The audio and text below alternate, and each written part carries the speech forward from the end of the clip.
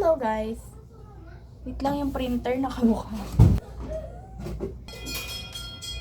So yan, okay na yan. So una ko munang gagawin. Meron ganyan, manipulative. So, for lesson 1, sound awareness. So, sasabihin ko muna sa kanya kung yung sound ng bawat letter. Halimbawa, maglalagay ako dito ng consonant. So, lalagyan ko siya ng letter S. Anong sound ng S? Plus A, which is the vowel A. And then, lalagyan natin ng D. Pag pinagsama sila, magiging sad. Sad. Ganon.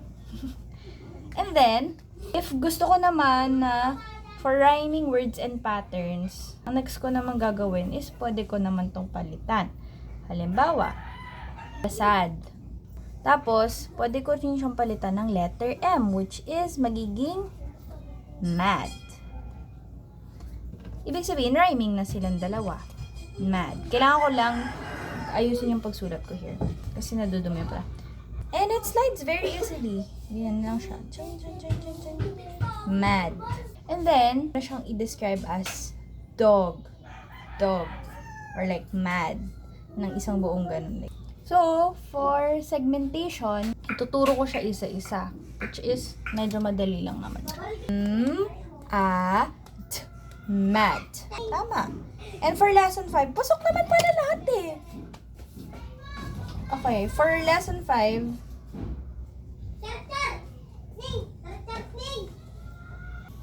manipulation. Okay. So, for manipulation, di ba may letter A na tayo dito. Tapos, yung last letter, lalagyan natin siya ng T. Para maging at. 8. Pero may masyado ng advance. So, wag muna natin. Like, dito muna tayo mag-focus. Tatagalin yung letter B. So, magiging it na lang siya. So, I plus T, it. Okay, yun lang yan. Hello. Welcome to my vlog.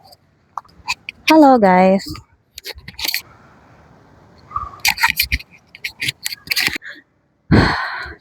Hello, vlog. It's Bianca.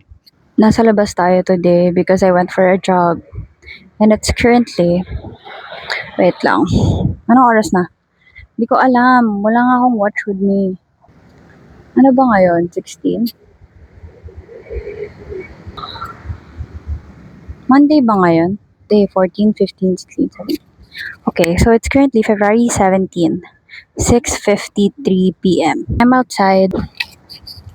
And minessage ko yung friend ko if nandito siya. Sabi niya nasa bahay naman siya. So, yun yung plan. After ko dito, pupuntahan ko siya. Just wanna say hi. I feel like for someone like me, na quality time yung love language, mahirap for me na mag-demand ako sa ibang tao ng time.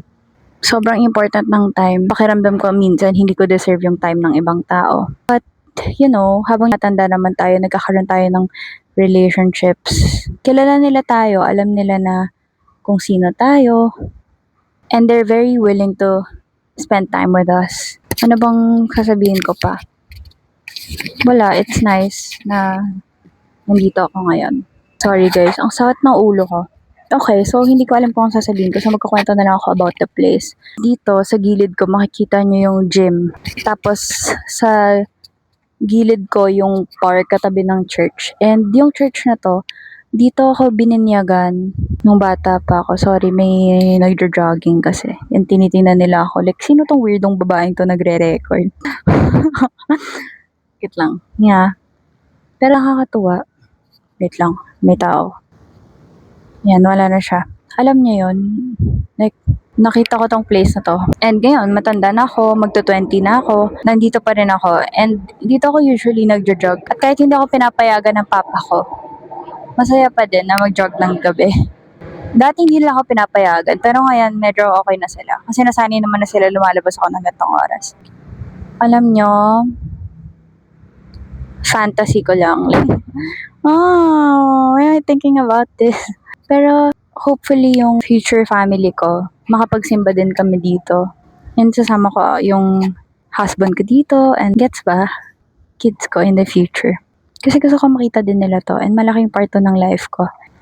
Alam nyo guys, I want to get coffee pero ngayon kasi hindi na ako masyadong nagko-coffee kasi nga hindi ako makatulog sa gabi. So, as much as I want to grab a coffee after this, well, siguro kung umaga ako nag-jogging pwede. Pero kahit umaga, hindi na ako umiinom ng coffee.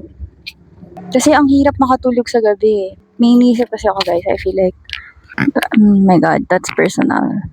I won't get into that. Minsan talaga, pag tumatanda na talaga kayo, mga tao sa buhay nyo na ipapakilala sa inyo yung parts ng sarili nyo na hindi nyo pa kilala before.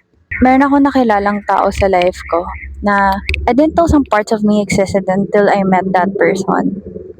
It's not bad, but I feel like it's the beauty of meeting people because you get to know yourself more. Doon mo makikilala yung sarili mo, yung mga ayaw mo, yung mga gusto mo.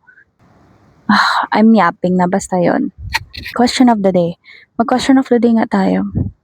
Okay, question of the day. What's your type? This is so funny because I asked my friend about this. Na-realize ko lang na yung mga nagiging type pala natin sa ibang tao, yun pala yung qualities na gusto nating makuha sa sarili natin. This person I really admire. Very intelligent. Not intelligent like Jimmy Neutron. He's very knowledgeable. Kapag may nagustuhan siya or punta yung interest niya with something, he's very passionate about it. I admire that about him. Same applies with friendship. I feel like yung mga traits ng friends natin, yun yung mga na-adopt nating traits eh. Like halimbawa, yung friend ko, she's very gentle. I don't think I'm gentle as a person. I feel like sa kanya ko natutunan yun. Actually, now that I think of it, gusto ko pag nagka-family na ako, hindi ako yung, feeling ko kasi natural na sa akin yung pagiging disciplinarian. I've always wanted to be a cool mom if ever in the future. If ever na, magkaka-family na ako at yun nga yung gusto ng Diyos para sa akin. Sana, yung magiging asawa ko, ano din siya. Siya yung magdidisiplina sa mga anak namin. Pero matagal pa yun, guys.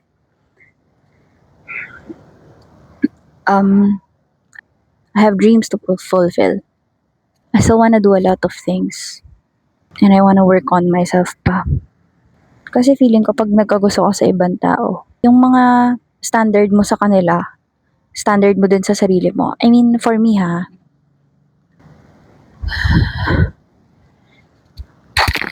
ano ba yan? What do I want after this? I want siomai, sisig. No, samgyup. My gosh, why am I thinking about this? But yeah. I like to eat. Ay nako. Yan lang guys. Sana meron akong content today. But yeah, that's all. Bye-bye.